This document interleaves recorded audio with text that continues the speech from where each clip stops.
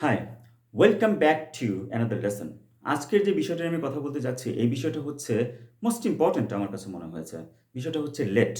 Late নিয়ে আমরা আ কম বেশি সবাই জানি এবং সেন্টেন্সও মেকিং করতে পারি। ঠিক আছে? তো আজকের যে ভিডিওটা আমি আপনাদের জন্য লেট দিয়ে তৈরি করেছি, একটু ডিফারেন্ট। একটু দেখি। সেটা হচ্ছে লেট ইন স্ট্রাকচার। অর্থাৎ লেট দিয়ে স্ট্রাকচার তৈরি করে আ কি অর্থ প্রদান করে এই স্ট্রাকচারটা এবং এখানে আমি 5 সেন্টেন্স আমি মেনশন করেছি। এই 5 সেন্টেন্সের মাধ্যমে আজকের পুরো ভিডিওটা আমি আ ক্লিয়ার করে আপনাদের বোঝানোর চেষ্টা করব। ঠিক আছে? আ মূল বিষয়ে ফিরে যাওয়ার আগে একটি কথা বলে রাখছি। আপনি যদি আমার এই চ্যানেলে নতুন হয়ে থাকেন, রিকোয়েস্ট থাকবে সাবস্ক্রাইব করার জন্য এবং আ ভিডিওটি না টেনে পুরোটুকু দেখবেন। হতে পারে এই ভিডিওটা আ অনেক ইম্পোর্টেন্ট আপনার জন্য।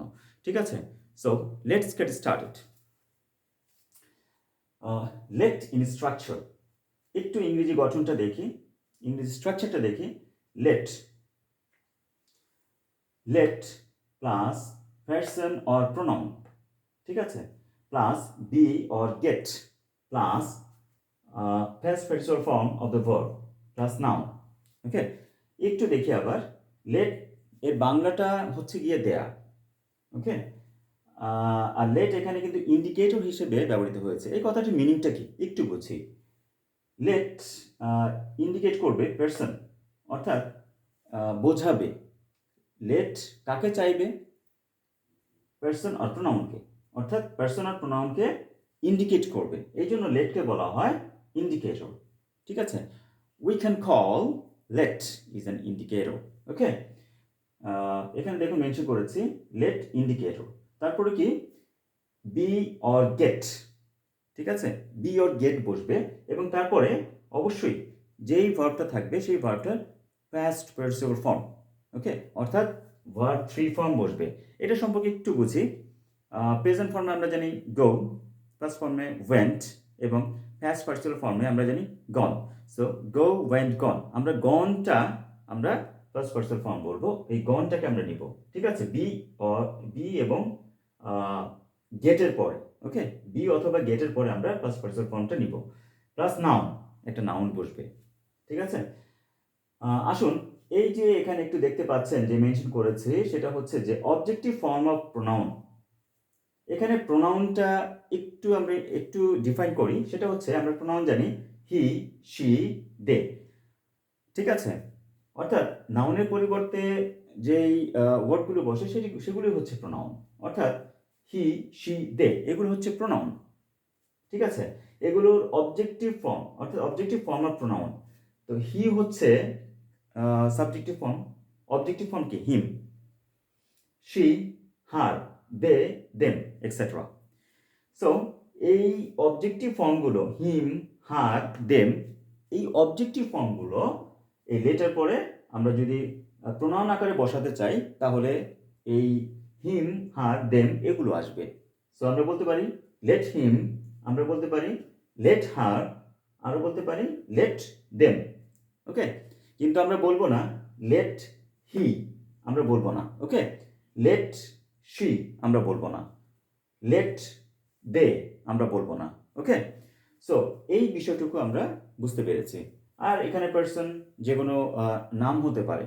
ওকে, যে কোনো নাউন আসতে পারে, এটা আমরা ভালো করে বুঝতে পেরেছি। আসুন, বিষয়টা ক্লিয়ার হতে হলে আমরা কয়েকটা সেন্টেন্স দেখি। অলরেডি আমি মেনশন করেছি 5 সেন্টেন্স, যাতে করে আপনাদের এই আজকের যে বিষয়টা বুঝতে অনেক হেল্প করে। একটু দেখি। আসুন, ফার্স্ট এক্সাম্পলটা দেখি। বালকদেরকে শিক্ষিত নাগরিক হতে দাও। বালকদেরকে শিক্ষিত নাগরিক হতে দাও। একটু বাংলাটা বোঝার চেষ্টা করি আমরা।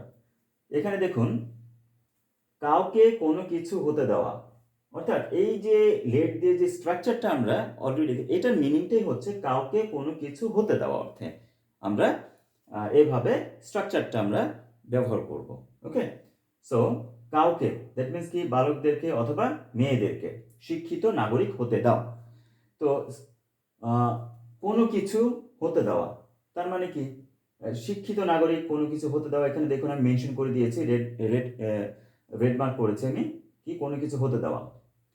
ঠিক আছে, কোনো কিছু হতে দেওয়া তার মানে শিক্ষিত নাগরিক। এখন আসুন এই স্ট্রাকচারের মাধ্যমে এই সেন্টেন্সটা আমরা মেকিং করি। ওকে, সো প্রথমে লেট আসলো এবং লেট ইন্ডিকেট করছে কাদেরকে, ঠিক আছে, লেট দ্য বয়েজ অর্থাৎ বালকদেরকে অথবা মেয়েদেরকে, let the boys or girls. Okay, কি হতে অর্থাৎ হতে দেওয়া, তার মানে কি let the boys or girls, নিয়ম অনুসারে বি আসলো, অর গেট, তারপরে কি কোনো কিছু হতে দেওয়া, শিক্ষিত নাগরিক, শিক্ষিত নাগরিক তার মানে কি এডুকেট নাউন, ঠিক আছে, সরি, এডুকেট হলো ভার্ব, শিক্ষিত হওয়া, এটার পাস্ট ফর্ম হচ্ছে এডুকেটেড, প্রেজেন্ট পার্সিবল ফর্ম হচ্ছে এডুকেটেড। সো আমরা পাস্ট পার্সিবল ফর্ম এডুকেটেডটা নিব। অলরেডি আমি বলেছি বি অর গেট যখনই বসবে এরপরে যে ভার্বটা আসবে অবশ্যই তার ভার্ব 3 ফর্ম অর্থাৎ first participle form of the verb. Okay, এটা বসবে। তাহলে let the boys or girls be or get educated, শিক্ষিত। তারপরে হচ্ছে এই যে নাগরিক, নাউন, অলরেডি বলেছে যে নাউন, সিটিজেন্স। ওকে, সো আমরা বলতে পারি বালকদেরকে অথবা মেয়েদেরকে শিক্ষিত নাগরিক হতে দাও। এটা ইংলিশে ট্রান্সলেশনটা কি হবে, let the boys or girls be or get educated citizens.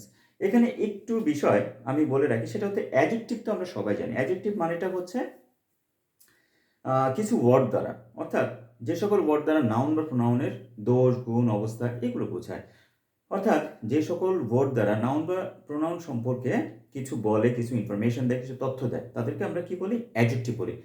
কখনো কি আমরা জানি যে আসলে ভার্বকে পাস্ট পার্সিবল ফর্ম করে নাউনকে মডিফাই করলে সেটাও কিন্তু অ্যাডজেক্টিভ হয়। দেখুন এডুকেটেড সিটিজেন, এটি কিন্তু এডুকেটেড কিন্তু পাস্ট পার্সিবল ফর্ম, কাকে মডিফাই করছে, সিটিজেন কমন নাউন।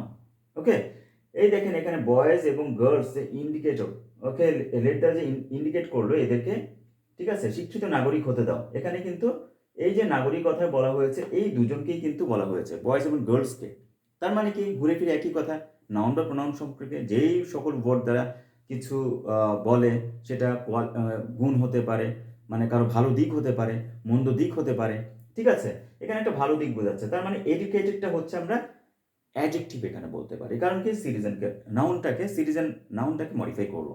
ওকে, সো আমরা অপ্রাসঙ্গিক হলো এই বিষয়টা আমি কেন বললাম, কারণ আপনারা জেনে রাখুন। ওকে, ভার্বকে পাস্ট পার্সিবল ফর্ম করেও অ্যাডজেক্টিভ করা যায়। ওকে, তো প্রথম সেন্টেন্সটা আমরা ভালো করে বুঝতে পেরেছি।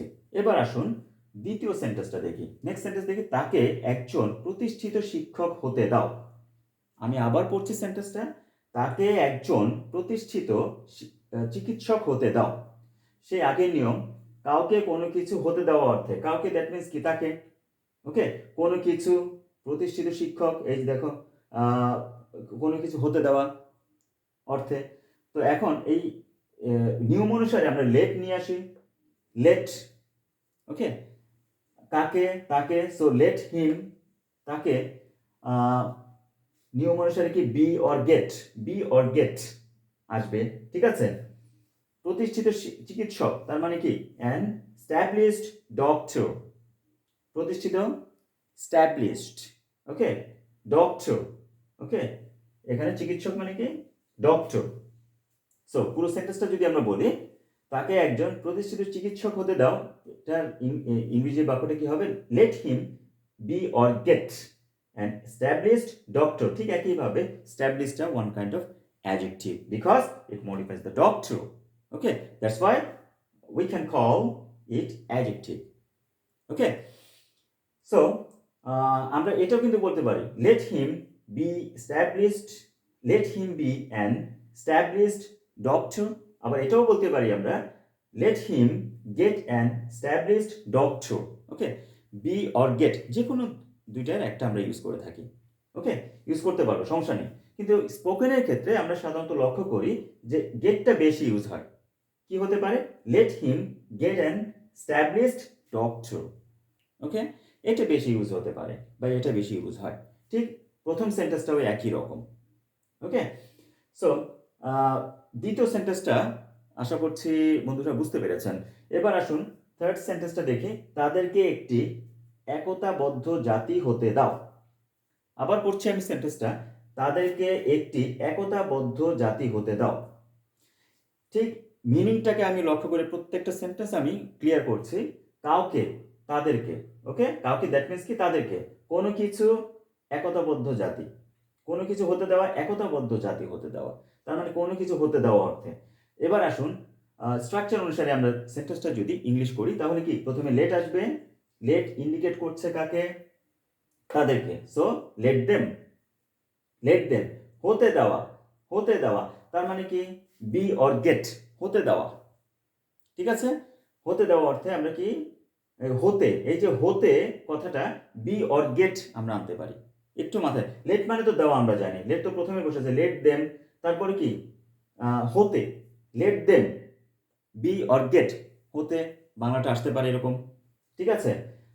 একতাবদ্ধ জাতি, an united nation, an united nation, অনেকে আমরা কি করি এই উচ্চারণটা নেশন বলি, এটা আসলে সঠিক নয়, ঠিক আছে, কি হবে নেশন, ওকে, নেটিভ স্পিকার্সরা সাধারণত এইভাবে উচ্চারণ করে থাকে, সো নেটিভ আমেরিকানসরা নেশন উচ্চারণ করে, নেশন না, ওকে, এইভাবে উচ্চারণ করা যাবে না। সো আমরা একটু আবার বলি, তাদেরকে একটি একতাবদ্ধ জাতি হতে দাও, ঠিক আছে, সো লেট দেম, তাদেরকে, ঠিক আছে, দাও, লেট দেম হতে কি বি অর গেট, ঠিক আছে, and United nation, okay. So আমরা থার্ড সেন্টেন্সটাও ক্লিয়ারলি বুঝতে পেরেছি। এবার আসুন ফোর্থ সেন্টেন্সটা, দেশটিকে একটি উন্নত জাতি হতে দাও। আমি আবার পড়ছি সেন্টেন্সটা, দেশটিকে একটি উন্নত জাতি হতে দাও। কাউকে, দেশটিকে, কোনো কিছু কি হতে, অর্থাৎ উন্নত জাতি, ঠিক আছে, হতে দেওয়া। এখন ওই স্ট্রাকচার অনুসারে আমরা যদি লেট নিয়ে আসি, লেট ইন্ডিকেট করছে কাকে, দেশটিকে, ওকে, লেট এখানে ইন্ডিকেটর হিসেবে ব্যবহৃত হয়েছে, অলরেডি আমি মেনশন করেছি যে লেট ইন্ডিকেটর হিসেবে ব্যবহৃত হয়েছে, so late the country, okay, let the country হতে বি অর গেট, কি হতে একটি উন্নত জাতি, তার মানে কি ডেভেলপড নেশন। এখানে একটা কথা বলে রাখি, অনেকে আমরা ডেভেলপ উচ্চারণ করি, উচ্চারণটা সঠিক নয়, উচ্চারণটা আমেরিকান স্টাইলে হবে ডেভেলপড, ডেভেলপড, ওকে, ডেভেলপড, ওকে, উচ্চারণটা হবে ডেভেলপড নেশন, ওকে। সো আমরা এটা প্রনাউন্সটাও শিখে গেলাম। তো আমরা এইভাবে বলতে পারি, let the country be an be a developed nation, অথবা আমরা বলতে পারি এইভাবেও, let the country get developed nation, okay, অর্থাৎ দেশটিকে একটি উন্নত জাতি হতে দাও। তো একটা দেখুন একটা জিনিস, সেটা হচ্ছে আমরা কিন্তু এই যে লেটের পরে যে এই যে প্রোনাউনের যে অবজেক্টিভ ফর্ম, ওকে, এখানে লেট দেম, লেট হিম, এখানে কিন্তু অলরেডি মেনশন করেছে, এগুলো কিন্তু ইউজ করা হয়েছে, ওকে। এবার আসুন সর্বশেষ সেন্টেন্সটি আজকের ভিডিও, সেটা হচ্ছে সিদ্ধান্তটিকে একটি বাস্তবায়িত স্বপ্ন হতে দাও। আমি আবার বলছি, সিদ্ধান্তটিকে একটি বাস্তবায়িত স্বপ্ন হতে দাও। এই বাংলাটাকে বোঝার চেষ্টা করি। সিদ্ধান্তটিকে, সিদ্ধান্তটিকে অর্থাৎ কাউকে বা কোনো কিছু হতে দেওয়া, সিদ্ধান্তটিকে, ওকে, সিদ্ধান্তটিকে একটি বাস্তবায়িত স্বপ্ন হতে দাও, তার মানে লেট, অর্থাৎ লেট ইন্ডিকেট করছে কাকে, সিদ্ধান্তটিকে, okay, let the decision, let the decision, okay, হতে বি অর গেট কি একটি বাস্তবায়িত স্বপ্ন, an implemented dream, an implemented dream, the implemented, developed, okay, united, এইগুলো হচ্ছে আমি অলরেডি বলেছি যে one kind of adjective, okay, because nation, এখানে নেশন, এখানে ড্রিম, এগুলোকে মডিফাই করে, that's why we can call them adjectives, okay. First person form করে কিন্তু অ্যাডজেক্টিভ রূপ দেওয়া যেতে পারে, ওকে। তো let the decision be an implemented dream, অথবা আমরা বলতে পারি let the decision get an implemented dream. আশা করি বন্ধুরা আজকের ভিডিওটা আপনাদের অনেক ভালো লেগেছে, এবং লেট ইন স্ট্রাকচার, লেট দিয়ে যে কতগুলো বাক্য ডিফারেন্টলি তৈরি করা হলো, এবং যখন আমরা এই সেন্সে স্পিকিংয়ে আমরা ইউজ করব অথবা ডেইলি কনভারসেশন আমরা ইউজ করব, আশা করছি কোনো ধরনের জটিলতা আপনাদের ফেস করতে হবে না ইনশাল্লাহ। এই ভিডিওটা আপনাদের অনেক হেল্প করবে। সো এই ভিডিওটা থেকে যদি কোনো বেনিফিট পেয়ে থাকেন, আশা করছি বেনিফিট পেয়েছেন। যদি কোনো বেনিফিট পেয়ে থাকেন অবশ্যই সাবস্ক্রাইব করবেন, লাইক এবং বেশি বেশি করে শেয়ার করবেন, এবং পাশে থাকা বেল আইকনটা অন করে দিবেন, যাতে করে নতুন কোনো ভিডিও যদি আমি আপলোড দিই আপনাদের কাছে সরাসরি পৌঁছে যায়। আরেকটা কথা বলছি, সেটা হচ্ছে যে এই ভিডিওটা সম্পর্কে আরও কিছু জানার থাকলে বা যদি কোনো কমেন্ট থাকে, তাহলে কমেন্ট বক্সে অবশ্যই আপনার মতামতটা দিবেন, আমি এগুলো রিপ্লাই দিব। এবং আশা করছি যে আপনাদের এই ভিডিওটা নিয়ে আশা করছি কোনো জটিলতা থাকবে না, এবং কনফিডেন্টলি আপনারা স্পিকিং করতে পারবেন ইনশাল্লাহ, এবং রাইটিংয়েও আপনাদের অনেক হেল্প করবে। সো আজকে এই পর্যন্তই। সবাই ভালো থাকবেন, সুস্থ থাকবেন। আল্লাহ হাফেজ।